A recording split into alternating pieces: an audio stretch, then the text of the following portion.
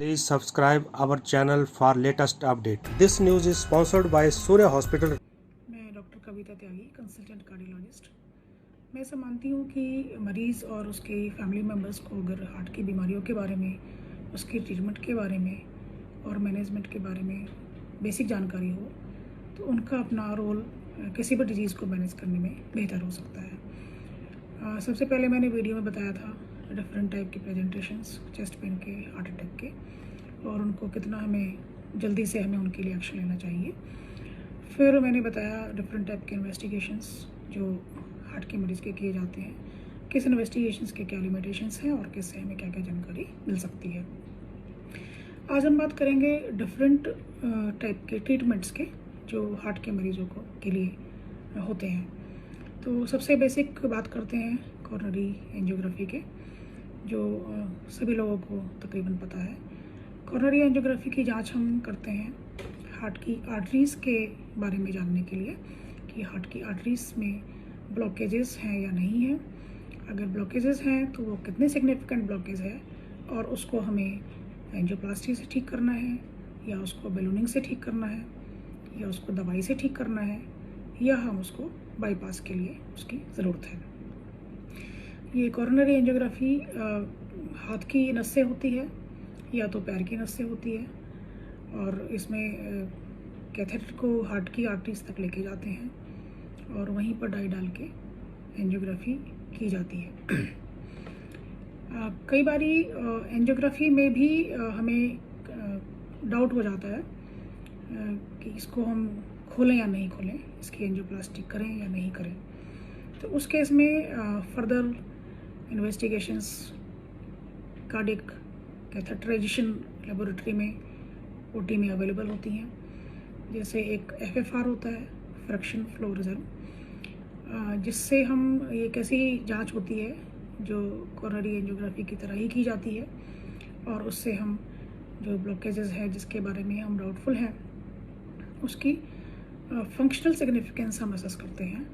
हम उससे ये असेस करते हैं कि ये ब्लॉकेज जो हमको एंजियोग्राफिकली सिग्निफिकेंट शायद लग रही है या नहीं भी लग रही है, तो इसको हमें ट्रीट करना चाहिए या नहीं करना चाहिए। ये भी एंजियोग्राफी की तरह ही होती है और सेम ही सेटिंग में ये इन्वेस्टिगेशन हो जाती है। इसके अलावा कई बारी जब जो एंजियोग्राफी में जो कभी कुछ टाइप के लीजन्स ऐसे होते हैं, कुछ टाइप का ऐसा विजुअलाइजेशंस होते हैं जिनको हमें फर्दर क्वांटिफाई करना होता है, जिनको हमें समझने की ज़रूरत होती है। तो उसके लिए एक optical coherence tomography OCT test होती है, जिसमें भी हम तार को लेके जाते हैं, और आईवस भी उसी प्रकार की टेस्ट होती है जो एक अल्ट्रासाउंड वायर होती है जो हार्ट की आर्टरीज़ के अंदर हम लेके जाते हैं, और हार्ट की आर्टरीज़ के अंदर कितना कैल्शियम है, कितना थ्रोम्बस है, प्लाक रप्चर हुआ है या सिर्फ प्लाक इरोड ही हुआ है, प्लाक के सिर्फ सुपरफिशियल इरोजन्स ही हुए हैं, ये सब देखने के लिए ये सब इन्वेस्टिगेशंस हमारे पास होती हैं और हम लोग इसको करते हैं डिपेंडिंग ऑन इंडिकेशन। जब एंजियोग्राफी में हम डिसाइड करते हैं अगर कि एंजियोप्लास्टी करनी है, तो एंजियोप्लास्टी के लिए हम लोग सेम ही रूट से एक तार लेकर जाते हैं। तार को उस जो बीमारी है उसके थ्रू निकालते हैं, आगे लेके जाते हैं, फिर बैलून से जगह बनाते हैं और फिर उसमें स्टेंट डालते हैं। इस स्टेंट डालने की प्रक्रिया को बैलून से साफ़ करने के बाद में ही एंजियोप्लास्टी कहते हैं। ये भी सेम ही रूट से होता है और मोस्ट ऑफ द टाइम्स मरीज़ को बेहोश नहीं करना पड़ता है, मरीज़ होश में रहता है, और हादसे होता है तो 2 घंटे के बाद मरीज़ को उठाकर बिठाकर चाय वगैरह पिला सकते हैं। फिर इसके बाद में होता है एक permanent pacemaker implantation. Permanent pacemaker implantation हम लोग नॉर्मली ये भी लोकल एनेस्थीसिया में ही करते हैं, और दाएं या बाएं कंधे के नीचे की जगह पे इस तरफ या इस तरफ इसकी पॉकेट बनाई जाती है स्किन के नीचे सबक्यूटेनियस टिश्यूज़ के नीचे, और वहाँ पे पल्स जनरेटर हम उसको इम्प्लांट करते हैं, और उस पल्स जनरेटर में 2 तारें अटैच होती हैं जो हार्ट के दोनों चैम्बर्स को जाती हैं। या फिर अगर 3 चैम्बर वाला पेसमेकर होता है, CRTD या CRTP, तो 3 तारें होती हैं जो इस पल्स जनरेटर को अटैच की जाती हैं।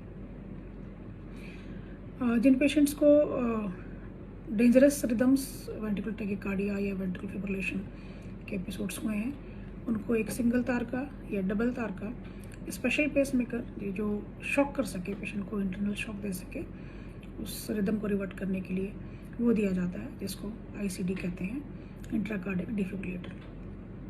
उसको भी लगाने का सेम ही तरीका होता है जिस प्रकार से नॉर्मल पेसमेकर लगाते हैं। इसमें अभी एक और एडवांसमेंट आई है जिसको लेफ्ट बंडल ब्रांच पेसिंग कहते हैं। तरीका ऑलमोस्ट सेम ही है, पर इसके डेफिनेटली हार्ट के ऊपर थोड़े से बेहतर रिजल्ट है। इसको भी हम लोग करते हैं। और जिन मरीजों को हार्ट रेट बहुत फास्ट होने की बीमारियां आती हैं, जैसे कॉमनली SVT, सुप्रावेंट्रिकुलर टैकीकार्डिया या ventricular tachycardia, congenital ventricular tachycardia, congenital कुछ एबरेशंस होते हैं जिनकी वजह से ये डेंजरस रिदम इन मरीजों में हो सकती हैं। तो इन मरीजों को एक स्पेशल जांच करनी पड़ती है जिसको इलेक्ट्रोफिजियोलॉजिकल स्टडीज़ कहते हैं। इलेक्ट्रोफिजियोलॉजिकल स्टडीज़ में 3-4 तारों की आवश्यकता पड़ती है। एक गर्दन से लेके जाते हैं और 2-3 तारें पैर की नस से लेके जाते हैं, और ये सारी तारें हार्ट के अंदर जाती हैं और हार्ट के अंदर उस पर्टिकुलर लोकेशन की इलेक्ट्रिकल प्रॉपर्टीज़ हम स्टडी करते हैं। टैकीकार्डिया को इंड्यूस भी करते हैं उसको देखने के लिए कि कौन सा टैकीकार्डिया है, इसका सर्किट क्या है, और हमको रेडियो फ्रिक्वेंसी एब्लेशन कहाँ देना है। इसमें कभी कभी मरीज़ को नींद की दवा देनी पड़ती है, कभी कभी नहीं देनी पड़ती है। इसके अलावा एक मरीज़ के जो हार्ट के चैम्बर्स के बीच में वाल्व होते हैं, जिनकी वजह से ब्लड एक चैम्बर से दूसरे चैम्बर में एक ही डायरेक्शन में फ़्लो हो सकता है, दूसरे में फ़्लो उसको अपोजिट डायरेक्शन में ब्लड को फ़्लो नहीं होना चाहिए, इसके लिए वो वाल्व भगवान ने बनाए होते हैं।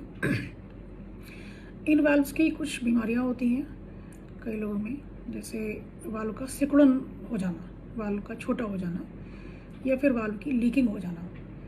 तो वाल्व अगर छोटा होने की बीमारी है, कॉमनली ये रोमेटिक हार्ट डिजीज़ में हम देखते हैं, तो ये वाल्व छोटा हो जाता है, तो उसको खोलने का जो तरीका होता है उसको वेल्वोटमी कहते हैं, और उसको भी पैर की नस से ही अधिकतर टाइम पे कर दिया जाता है।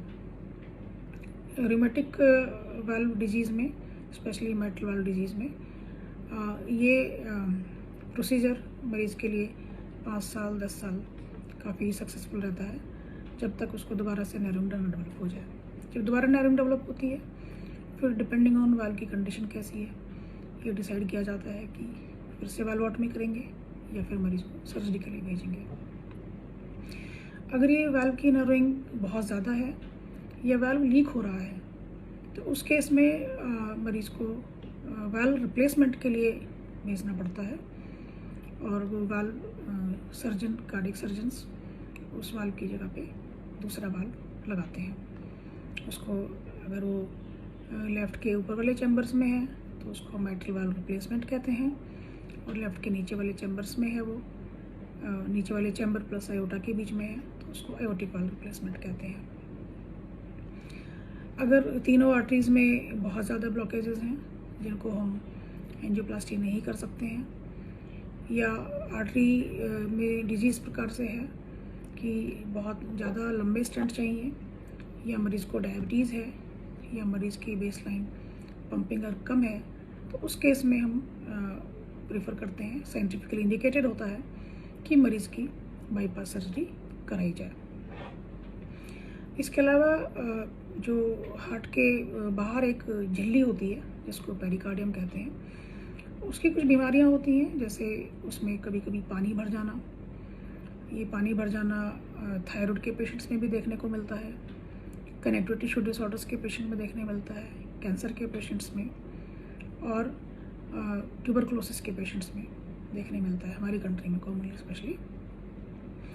तो ये पानी जब ज़्यादा भर जाता है अगर, और अचानक से कभी भरा हो, तो ये पानी निकालने की प्रक्रिया की जाती है जिसको पेरिकार्डियोसेंटेसिस कहते हैं, और इसको भी लोकल एनेस्थीसिया में किया जाता है।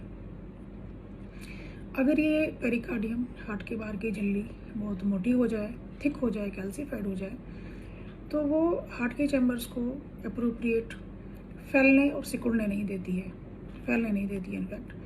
तो इसलिए हार्ट के प्रेशर्स नॉर्मली जो उनकी नॉर्मल वेरिएशंस होती हैं उनमें दिक्कत आती है, और इस प्रकार की झिल्ली को फिर निकालना पड़ता है, इसकी सर्जरी करनी पड़ती है जिसको पेरिकार्डिक्टमी कहते हैं, और इस सर्जरी को कार्डियक सर्जन लोग करते हैं।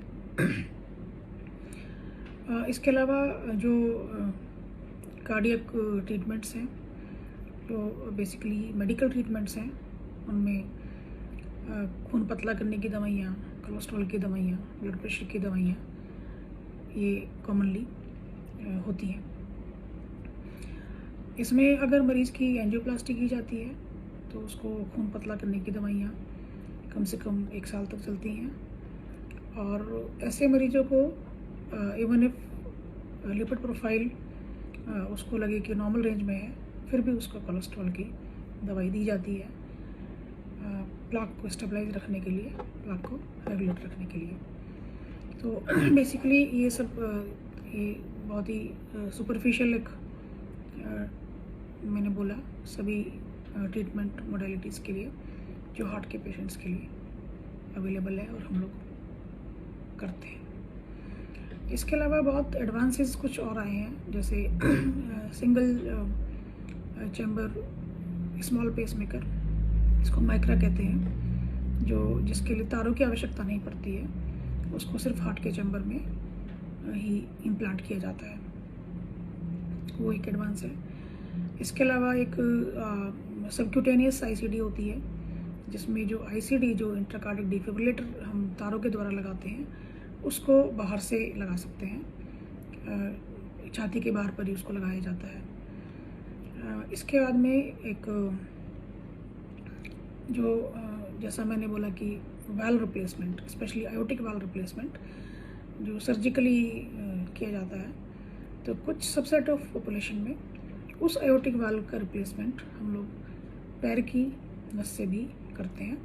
इनफैक्ट काफ़ी ये भी कॉमन हो गया है अगर पेशेंट का उस क्राइटेरिया में फिट होता है, और पेशेंट बहुत जल्दी रिकवरी होती है इन कंपैरिजन टू सर्जरी, जिसमें पेशेंट को 6-7 दिन अस्पताल रखना पड़ता है। तो ये सब बेसिक ट्रीटमेंट मोडेलिटीज़ हैं जो हार्ट के मरीज़ के लिए अवेलेबल होती हैं। कोई डाउट है, कोई क्वेश्चन है तो मुझसे पूछ सकते हैं। Thank you so much.